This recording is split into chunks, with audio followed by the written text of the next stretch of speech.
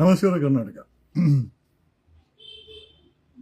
ಈ ರಾಜಕೀಯ ಅಧಿಕಾರ ಅನ್ನೋದು ಎಷ್ಟರ ಮಟ್ಟಿಗೆ ಐ ಥಿಂಕ್ ಒಂದು ಆಸೆ ಅಂತಂದ್ರೆ, ಕರ್ನಾಟಕ ರಾಜ್ಯದಲ್ಲಿ ವಂಶ ಪಾರಂಪರ್ಯವಾಗಿ ಅಧಿಕಾರವನ್ನ ಹಿಡ್ಕೊಂಡು ನಡೆಸ್ಕೊಂಡು ಅವರಾದ್ಮೇಲೆ ವಂಶ ಪಾರಂಪರ್ಯವಾಗಿ ಅವರಾದ್ಮೇಲೆ ಅವರ ಮಕ್ಕಳು, ಮೊಮ್ಮಕ್ಕಳು, ಮರಿ ಮೊಮ್ಮಕ್ಕಳು ಇದೇ ರೀತಿ ಅಧಿಕಾರ ಅನ್ನೋದನ್ನ ತಲೆಮಾರಿಂದ ತಲೆಮಾರುಗಳಿಗೆ ಕೊಟ್ಕೊಂಡು 7 ಕೋಟಿ ಕನ್ನಡಿಗರಲ್ಲಿ ಕೇವಲ ತೆರಿಗೆ ಮತ್ತೆ ವೋಟ್ ಹಾಕಕ್ಕೆ ಮಾತ್ರ ಸೀಮಿತ ಮಾಡಿದ್ದಾರೆ. ಆಮೇಲೆ ವೋಟ್ ಕೇಳಬೇಕಾದಾಗ ಕಣ್ಣೀರ್ ಹಾಕ್ತಾರೆ, ವೋಟ್ ತಗೊಳ್ತಾರೆ, ಆಸೆ ಹುಟ್ಟಿಸ್ತಾರೆ. ಅಧಿಕಾರಕ್ಕೆ ಬಂದ ಮೇಲೆ 5 ವರ್ಷ ಅದೇ ಜನ ನಿರುದ್ಯೋಗ, ಭ್ರಷ್ಟಾಚಾರ,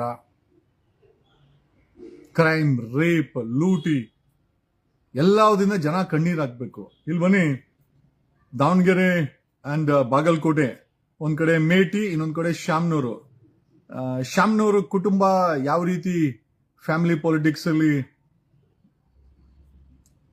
ಟಿಕೆಟ್ ತಗೊಂಡ್ ಬಂದು ಇವತ್ತು ಆ ಹುಡುಗ ಪಾಪ ನಿದ್ದೆನೂ ಮಾಡಕ್ ಬಿಡ್ತಾ ಇಲ್ಲ, ಆ ಸಮರ್ಥನ್ಗೆ ನಿದ್ದೆ ಮಾಡಕ್ಕೂ ಬಿಡ್ತಾ ಇಲ್ಲ. ಬಟ್ ಇಲ್ಲಿ ಒಂದ್ ಕಡೆ ಸಮರ್ಥ ವಿಚಾರಕ್ಕೆ ಮುಖ್ಯಮಂತ್ರಿ ಅವರೆಲ್ಲ ಹೋಗಿ ನಾಮಿನೇಷನ್ ಫೈಲ್ ಮಾಡಿದ, ಈ ಕಡೆ ಮೇಟಿ ಕುಟುಂಬದ ರಾಜಕೀಯವನ್ನ ನೋಡ್ಬಿಟ್ರೆ ನಗಬೇಕು ಅಳಬೇಕು ನಮ್ಗೆ ಗೊತ್ತಾಗ್ತಾ ಇಲ್ಲ. Just have a look at Meti ಅಂದ್ರೆ ಯಾರು ಅಂತ ಗೊತ್ತಲ್ಲ. ಒಂದ್ ಸಮಯದಲ್ಲಿ ಫುಲ್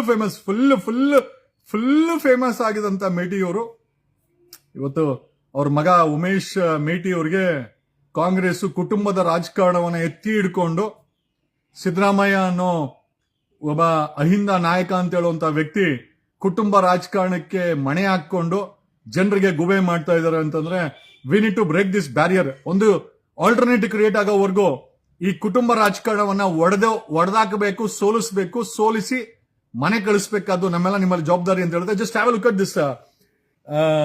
ಬಾಗಲಕೋಟೆನಲ್ಲಿ ಮೇಟಿ ಕುಟುಂಬ ಬೀದಿಗೆ ಬಂದು ಡ್ರಾಮಾ ಮಾಡ್ತಾ ಇದಾರೆ. Just have a look at it. ನೋಡಕ್ಕೆ 2 ಕಣ್ಣು ಸಾಲಲ್ಲ ಗುರು.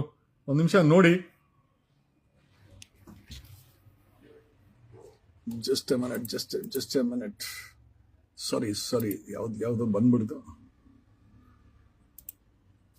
One second ತೋರ್ಸ್. ನಮ್ಗಳಿಗೆ ಇದನ್ನೆಲ್ಲ ನೋಡಿದಾಗ ಖಂಡಿತವಾಗಿ ನಾವು ಎಂತ ಪರಿಸ್ಥಿತಿನಲ್ಲಿ ಜೀವನ ಮಾಡ್ತಾ ಇದೀವಿ ಅಂತ ನಮ್ಗೆ ಗೊತ್ತಾಗುತ್ತೆ. Just have a look at it. Meti ಕುಟುಂಬದ ರಾಜಕೀಯವನ್ನ ನಾವೆಲ್ಲ ಕಲೀಲೇಬೇಕು. ಅಂದ್ರೆ ಇದು ರಾಜಕಾರಣಿಗಳು ಮಾಡ್ಕೊಂಡ್ ಬಂದಿರೋಂಥದ್ದು, ಬಟ್ ಇವರು ಅದನ್ನ ಮುಂದುವರ್ಸ್ಕೊಂಡ್ ಬಂದಿದ್ದಾರೆ.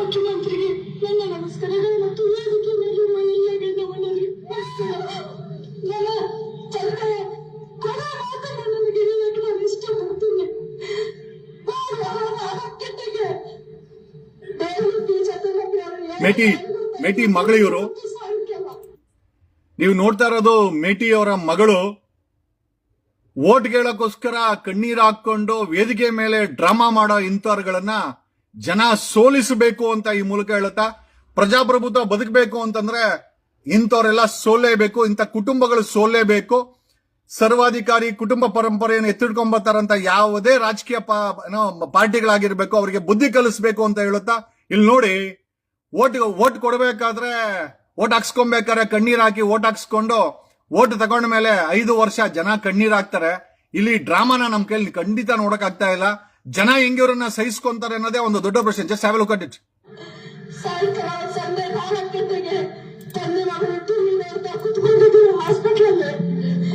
ಅಪ್ಪ ನಿಮ್ಗೆ ಎಕ್ಸರ್ಸೈಸ್ ಮಾಡಿಸ್ಲಾ ಅಂತ ಕೇಳಿದೆ. ಬೇಡ, ಯಾಕೋ ಪ್ರೆಷರ್ ಆಗ್ತಾ ಇದೆ, ಬೇಡ ಅಂದ್ರು. ಆಯ್ತು ಬಿಡು ಅಂತ ನಾನು ಸುಮ್ಮನೆ ಕುತ್ಕೊಂಡೆ. ಮೊನ್ನೆ ಒಂದು 10 ನಿಮಿಷದಲ್ಲಿ ನನಗೆ ಎಕ್ಸರ್ಸೈಸ್ ಮಾಡಿಸ್ತಾ ಇದ್ರು. ಬೇಡ ಅಂತ ಮತ್ತೆ ಮಾಡ್ತಾ ಇದೀಯ ಅಂತ ಎಕ್ಸರ್ಸೈಸ್ ಮಾಡ್ತಾರ. ಅವ್ರಿಗೆ ಯಾಕಪ್ಪ ಬೇಡ ಅಂತ ಇವಾಗ ಮಾಡ ಅಂತ ಇದೆ ಅಂದ್ರೆ, ಇಲ್ಲಮ್ಮ ನಾನು ಸಾರಿ ಮಾಡ್ತು, ನನ್ನ ಕಾರ್ಯಕರ್ತರು ನನಗೆ ಬಿಟ್ಟಿಸ್ಬೇಕು, ಅದಕ್ಕೆ ನಾನು ಬದುಕಬೇಕು ಅಂತ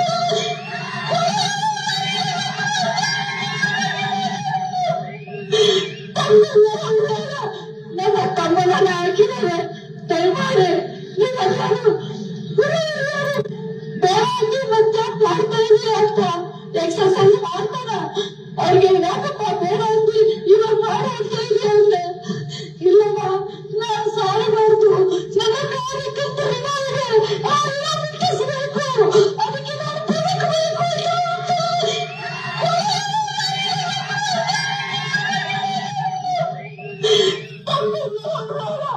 ನನ್ನ ತಮ್ಮನ ಹಾಕಿದರೆ ದಯಮಾಡಿ ನೀವೆಲ್ಲರೂ ನೋಡಿದ್ರಲ್ಲ, ಕಣ್ಣೀರಿನ ಕತೆ, ಜನರ ವ್ಯತೆ, ಕುಟುಂಬ ರಾಜಕೀಯಕ್ಕೆ ಓಟ್ ಹಾಕ್ಸ್ಕೊಳಕ್ಕೆ ಹೆಣ್ಮಕ್ಳನ್ನ ಬಿಟ್ಟು, ಮನೇಲಿರೋ ಹೆಣ್ಮಕ್ಳನ್ನ ಬಿಟ್ಟು ನಮ್ಮಪ್ಪ ಸಾಯ್ಬೇಕಾರೆ ಹಿಂಗ್ ಮಾಡ್ದ. ಎಲ್ಲಾರ ಮನೇಲೂ ಸಾವಾಗತ್ತೆ. ಸಾಮಾನ್ಯ ಜನ ಪ್ರತಿದಿನ ಸಾಯ್ತಾರೆ. ಈ ರಾಜಕಾರಣಿಗಳು 5 ವರ್ಷಕ್ಕೊಂದ್ಸತಿ ಬಂದು ನಮ್ ಕಣ್ಣೀರು ಹಾಕಿ ಸಾಯೋ ನಾಟಕ ಆಡ್ತಾರೆ. ಯಾರು ಸಾಯಲ್ಲ. ಬಟ್ ಒಂದಂತೂ ನಿಜ, ಈ ಕುಟುಂಬ ರಾಜಕಾರಣಕ್ಕೆ ಒಂದು ಅಂತ್ಯವನ್ನ ಕರ್ನಾಟಕದಲ್ಲಿ ಆಡ್ಲೇಬೇಕು. ನೀವು ಮನ್ಸು ಮಾಡಿದ್ರೆ ಅಲ್ಲಿ ದಾವಣಗೆರೆಯಲ್ಲಿ ಆ ಕುಟುಂಬ, ಇಲ್ಲಿ ಬಾಗಲಕೋಟೆನಲ್ಲಿ ಮೇಟಿ ಕುಟುಂಬನ ಸೋಲಿಸಬೇಕು. ಕಾರಣ ಯಾಕೆ ಅಂತಂದ್ರೆ ಇದು ಯಾವುದು ರಾಜರ ಆಳ್ವಿಕೆ ಅಲ್ಲ, ಇವರು ರಾಜರ ರೀತಿ ಆಗ್ಬಿಟ್ಟಿದ್ದಾರೆ.